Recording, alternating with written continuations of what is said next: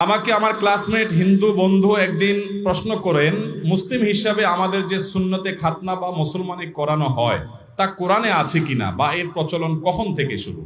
চমৎকার প্রশ্ন। সুন্নতে খাতনা এটা কোত্থেকে আসলো? এর উত্তর হলো, নবী করিম সাল্লাল্লাহু আলাইহি সাল্লামের বহু হাদিস এক্ষেত্রে বর্ণিত হয়েছে, একটি দুটি নয়।